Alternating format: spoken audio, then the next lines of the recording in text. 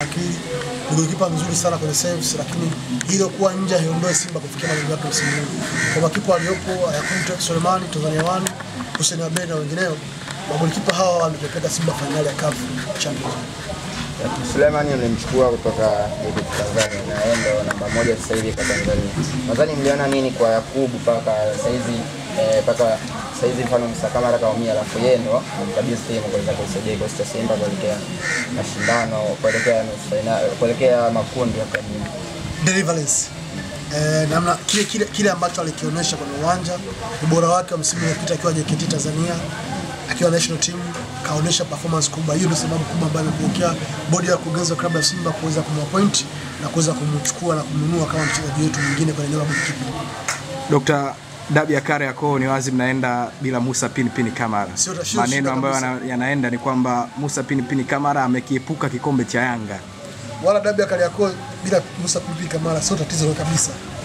Yupo Yakubu Sulemani ambaye aliondoka na clean sheet Yanga JKT pale Mbweni na Yanga kufanya chochote dhidi ya Yakubu Sulemani.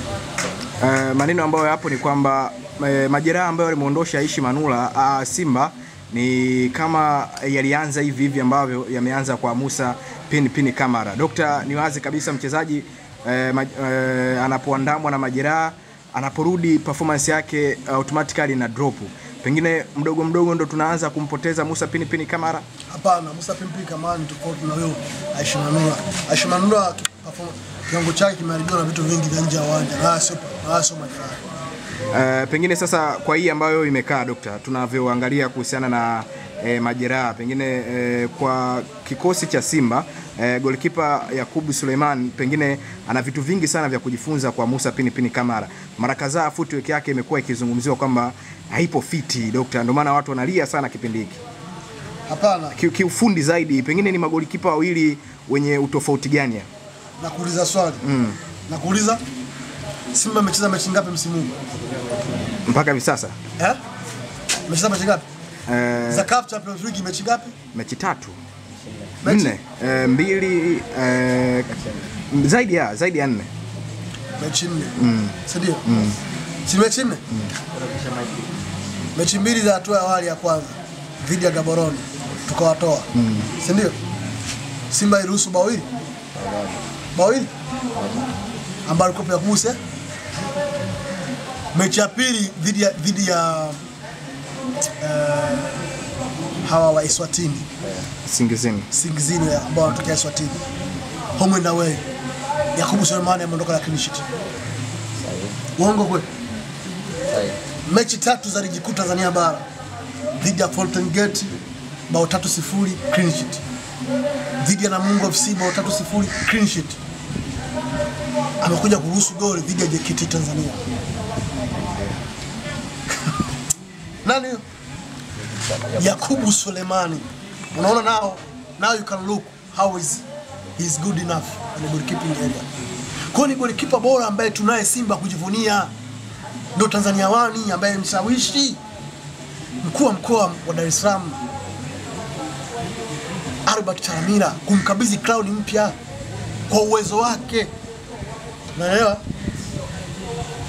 Without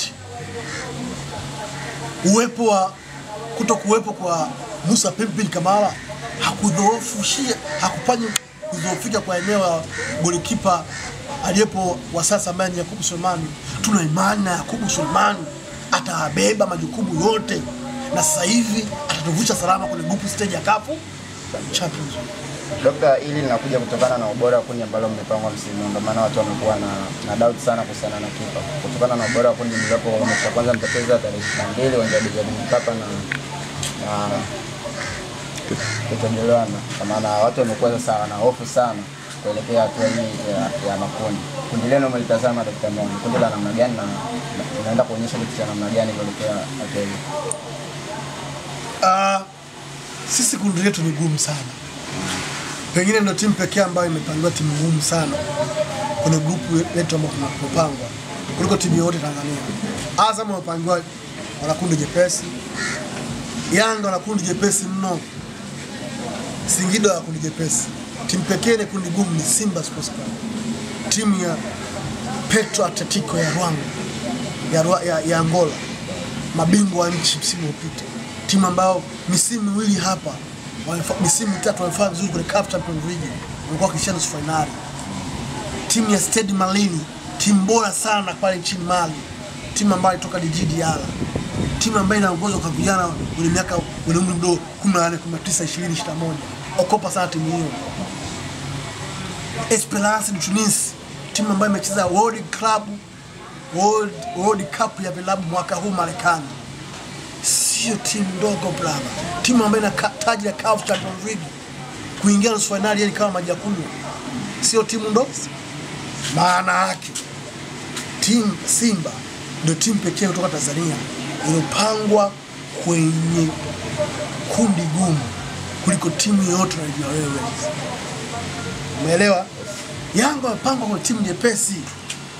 Ile kundi lingepangwa mimi Simba, asubuhi tu ningetangaza kufuzu kwenye robo finali. Kundi lile Dr. Mo.